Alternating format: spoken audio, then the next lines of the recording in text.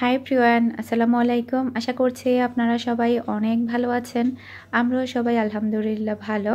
আমার আরও একটি নতুন ব্লগ দেখার জন্য আপনাদের সবাইকে ওয়েলকাম জানাচ্ছি। আমি ফারহানা কবির অরিন। আর এখন হচ্ছে সকালের দিকে, এখন আমি সকালের নাস্তাটা করব। চিন্তা করেছি আজকে সিরিয়াল খাবো দুধ দিয়ে।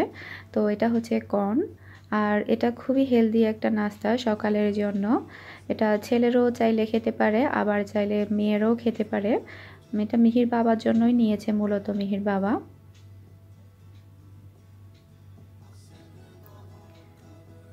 আর এটা চাইলে এমনিতে শুকনো শুকনোও খাওয়া যায়, চাইলে আবার দুধ দিয়ে ভিজিয়েও খাওয়া যায়, চিপসের মতো করে। আর আমার কাছে সকালে ওটসও অনেক ভালো লাগে।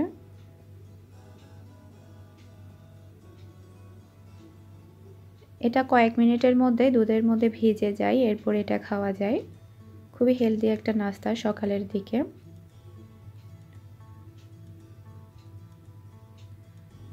মিহির বাবা কালকে রাতে লাল শাক নিয়ে এসেছে, চিন্তা করলাম এগুলো ভাজি করে ফেলি দুপুরে, এরপরে হচ্ছে গরুর মাংস ভুনা করব। আর গতকালকে আমি আপনাদের সাথে যে ভিডিওটা শেয়ার করেছিলাম আমার নতুন বিজনেস সম্পর্কে, তো ওখানে প্রায় আমাকে অনেক আপুরা আমাকে কমেন্ট করেছে বুরকার বিজনেসটা যাতে আমি করি। আরব দেশের বুরকার নাকি বাংলাদেশে অনেক ডিমান্ড থাকে। আপুদেরকে অনেক অনেক ধন্যবাদ আমাকে সাজেশন দেওয়ার জন্য। কিন্তু আমার বর্তমানে আসলে বোরকা কাপড় ওইরকম কোনো কিছু সেল করার প্ল্যান নেই, মাথায় নেই এখন আসলে। তো হয়তো বা পরবর্তী সময়ে আমি করলেও করতে পারি, সেটা এখন বলা যাচ্ছে না শিওর করে। সে সাথে হচ্ছে আরও একটা আপু আমাকে কমেন্ট করেছে, আপুটা বলেছে বাচ্চাদের প্রোডাক্টসগুলো যাতে আমি সেল করি। তো বাচ্চাদের প্রোডাক্টসের মধ্যে আমার কয়েকটা প্রোডাক্ট সেল করার প্ল্যান আছে। তার মধ্যে হচ্ছে আমি সকালবেলা যে সিরিয়ালটা খেয়েছি ওটা ওরকম ড্রাই কয়েকটা খাবার, তো ওটা সেল করার প্ল্যান আছে। এরপরে বাচ্চাদের চকো চকো, বাচ্চাদের অরিও বিস্কিট, এইসব খাবারগুলো সেল করার প্ল্যান আছে। সে সাথে হচ্ছে ওটস। ওটস তো বাচ্চারাও খেতে পারে, বড়রাও খেতে পারে, সবাই খেতে পারে, খুবই হেলদি খাবার। তো ওরকম কিছু ড্রাই খাবার আমার সেল করার প্ল্যান আছে, দোয়া করবেন আপনারা সবাই। তো জানি না কতটুকু এগোতে পারবো। আলহামদুলিল্লাহ আমার দুইটা ভিউয়ার্স আপু আমাকে সকালের দিকে প্রোডাক্টসের জন্য অ্যাডভান্স পেমেন্ট করেছে শিওর করার জন্য।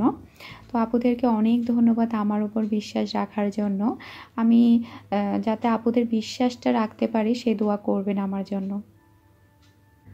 আর আপুরা যখন আমাকে অ্যাডভান্স পেমেন্ট করেছে তখন চিন্তা করলাম আসলে পৃথিবীটা এখনও বিশ্বাসের উপরে বেঁচে আছে। বিশ্বাস যদি না থাকতো তাহলে হয়তো বা একটা মানুষ আর একটা মানুষকে বিশ্বাস করতে পারতো না, আর পৃথিবীটা হয়তো বা ধ্বংস হয়ে যেত।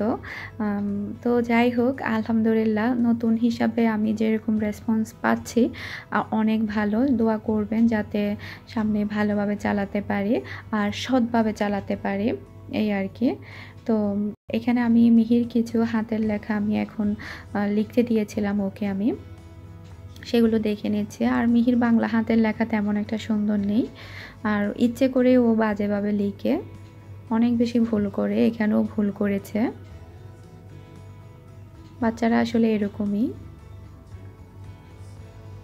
এখানে এটা ভুল হয়েছে। আসলে আমার এখন দেখা যাচ্ছে সারাদিনে অনেক ব্যস্ত থাকতে হয়, সংসারের কাজকর্ম, বাচ্চার লেখাপড়া, তারপরে নতুন বিজনেস সম্পর্কে অনেকেই নতুন মেসেজ দিচ্ছে, নক করছে, সেক্ষেত্রে একটু আগের চেয়েও ব্যস্ত হয়ে পড়েছি। তো আলহামদুলিল্লাহ দোয়া করবেন যাতে সব কিছুই যাতে আমি ভালোভাবে চালাতে পারি আর সবার বিশ্বাসটা যাতে আমি রাখতে পারি, এটা দোয়া করবেন। যে বিশ্বাস করে যে আমাকে ভরসা করছে সেটা যাতে আমি রাখতে পারি। সবার ভরসাটা কতটুকু রাখতে পারবো জানি না, তারপর আমি 100% চেষ্টা করব সবার ভরসাটা যাতে আমি রাখতে পারি।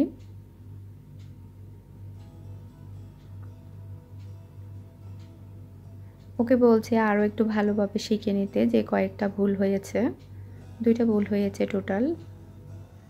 এখন আমি ওকে ইংলিশ হোমওয়ার্ক লেখাতে বসিয়েছি। আসলে দেখা যায় বাচ্চার পড়ার পিছনেও অনেক সময় দিতে হয়, আর সকালের দিকে সময়টা দিতে হয়, এরপরে আমি রান্নাটা শুরু করি। ওকে নাস্তা করানো, তারপরে ঘরের টুকিটাকি কাজকর্ম থাকে। তো সারাদিনই দেখা যায় খুবই ব্যস্ততার মধ্যেই কেটে যায় সময়টা। তো আলহামদুলিল্লাহ ভালোই যাচ্ছে। ওকে বলছে সুন্দর করে লিখবে লেখাটা।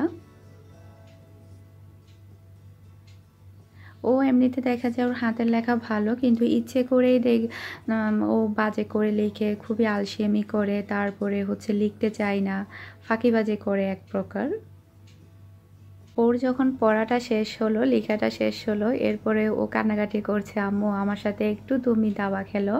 আসলে দাবা কিভাবে খেলে আমি জানি না, আমি কখনো দাবা খেলিনি, ও জানে না ও কিভাবে খেলে। তারপরও যেহেতু মেয়েটা এত বেশি রিকোয়েস্ট করছে, তাই ওর সাথে একটু খেলতে বসলাম।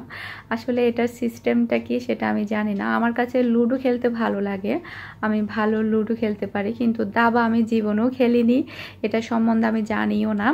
আর এখানে কে কাকে, তারপরে কোনটা, ওগুলো আমি চিনিও না, রাজা কোনটা সৈন্য কোনটা এগুলো আমি চিনিও না। তো আমি প্রথমে ওকে বলেছি মানে কোনা কোনা হলে তাহলে কাটা যাবে, ও উল্টাপাল্টা করছে, আপনারা দেখুন। আসলে আমি নিজ থেকে একটা সিস্টেম বের করে নিয়েছি কিভাবে হারানো যায়। ও বুঝতে পারছে না সিস্টেমটা। আর ওকে যখন আমি সময় দিচ্ছি, ওর সাথে খেলছে, ও তো মহা খুশি, মুখ থেকে ওর হাসি সরছেই না।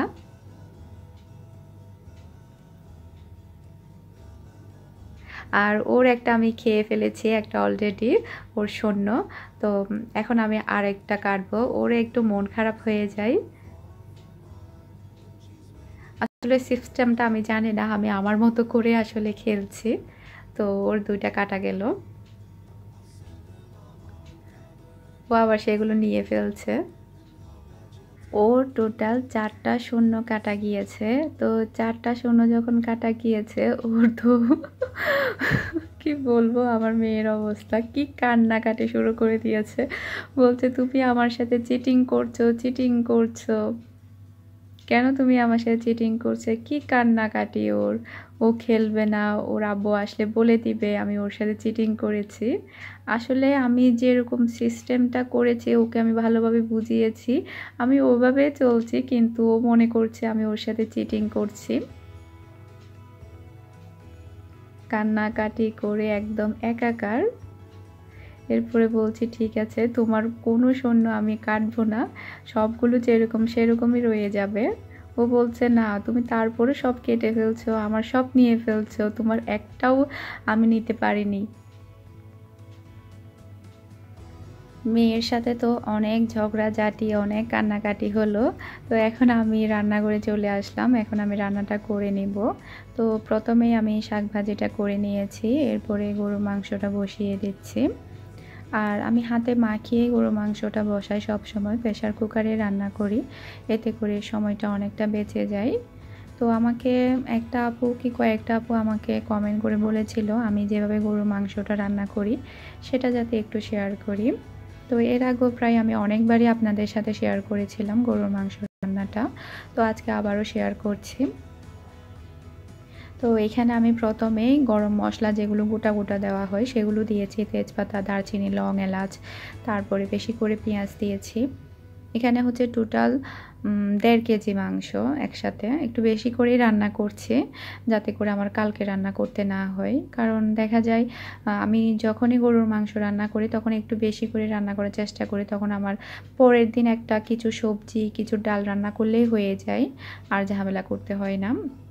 তো এরপরে আমি আদা রসুন বাটা দিলাম, হলুদের গুঁড়া দিলাম, তারপরে দিচ্ছি জিরার গুঁড়া, তারপরে দিচ্ছি গরম মশলা গুঁড়া, আমি গোটাও দিয়েছি আবার পাউডারও দিচ্ছি, 1/2 চা চামচ করে দিলাম গরম মশলা গুঁড়া। তারপরে ধনে গুঁড়া দিচ্ছি আমি 1 চা চামচের মতো। এগুলো সব আসলে আন্দাজ মতো দিলেই হয়ে যায়, রান্না করতে করতে আসলে অভ্যাস হয়ে যায়। এরপরে লাল মরিচের গুঁড়া দিচ্ছি, এগুলো একটু ঝাল কম, সে কারণে একটু 2 চা চামচ মতো দিলাম। এরপরে আবার কাঁচামরিচ দিব ঝালের জন্য। তো এরপরে আমি এখন তেল দিয়ে দিচ্ছি,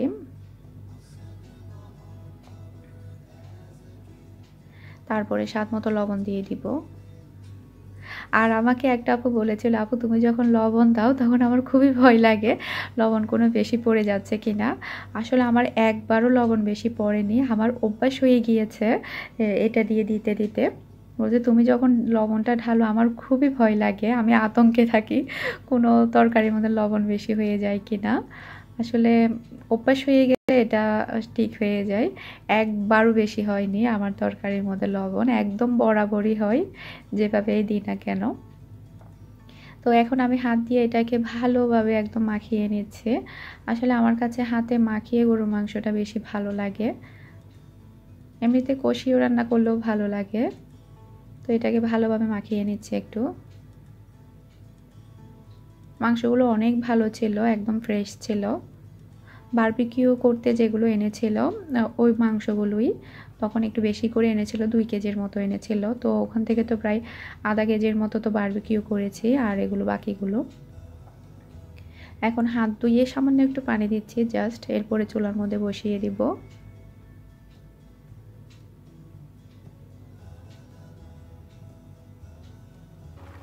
মাংস থেকে দেখুন কয়েক মিনিট পরে অনেক বেশি পানি বের হয়ে যায়। এরপরে যখন পানি বের হয়ে যায় মাংসটাকে ভালোভাবে কষিয়ে নিতে হয় একটু সময় নিয়ে, এরপরে আসলে মাংসটা খেতে বেশি ভালো লাগে।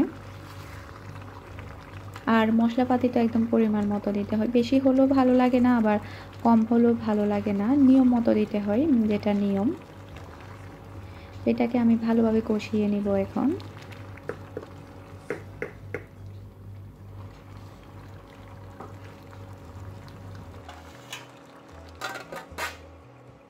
এই যে দেখুন একদম সময় নিয়ে আমি অনেক বেশি ভালোভাবে মাংসটাকে কষিয়ে নিয়েছি। দেখুন মাংস থেকে একদম তেলটা বের হয়ে যাবে, আর মশলাটাও দেখা যায় একদম তেলের মধ্যে ভাজা ভাজা হয়ে যায়। এভাবে যদি মাংসটা রান্না করা হয় তাহলে খুবই টেস্টি হয়। এখন আমি মাংসটা সেদ্ধ হওয়ার জন্য পর্যাপ্ত পরিমাণ পানি দিয়ে দিচ্ছি, আর ঝালটা যাতে একটু বেশি হয় সেজন্য একটা কাঁচামরিচ ব্যবহার করেছি। এরপরে ঢাকনাটা লাগিয়ে দিচ্ছি। গত 2 দিন আগে দুবাইতে আমি একটা অনলাইন শপে একটা প্রোডাক্টস অর্ডার করেছিলাম। মূলত এটা ভিডিও স্ট্যান্ড, এটা ছোট সাইজের। আমার কাছে যেটা আছে সেটা অনেক বড় সাইজের। অনেক দিন ধরে অর্ডার করব ভাবছিলাম, চিন্তা করলাম এখন অর্ডার করে ফেলি। তো এটা দুবাই থেকে এসেছে, ওমানে। বেশি বড় না, ছোট। আমার এটা অনেক বেশি প্রয়োজন ছিল, ছোট সাইজের একটা স্ট্যান্ড। আসলে যারা ভিডিও করে তাদের দেখা যায় কয়েক টাইপেরই ভিডিও স্ট্যান্ড প্রয়োজন হয়, বড় ছোট মাঝারি। বাংলাদেশে গেলেও দেখা যাবে কিনতে হবে, কারণ বাংলাদেশে গেলে এখানেরটা নিব না, শুধু এটাই নিয়ে যাব, ছোটটা নিয়ে যাব। বড় একটা বাংলাদেশে গেলে কিনতে হবে। তো যেরকম অর্ডার করেছি সেরকমই পেয়েছি অনলাইনে, ভালোই লেগেছে। আসলে অনলাইনে যখন কোনো কিছু অর্ডার করি, যেরকম দেখে অর্ডার করি সেটা যদি পাই তাহলে খুবই ভালো লাগে। এখন তো আমি নিজেও অনলাইন বিজনেস শুরু করলাম, সেটা তো আমার অবশ্যই মাথায় থাকবে। এই যে দেখুন এটা সাইজে কিন্তু অত বেশি ছোট না, বড় আছে, মোটামুটি মাঝারি সাইজের আর কি। আজকের মতো বিদায় নিচ্ছি, সবাই ভালো থাকবেন, সুস্থ থাকবেন, আমার জন্য দোয়া করবেন। আসসালামু আলাইকুম, আল্লাহ হাফেজ।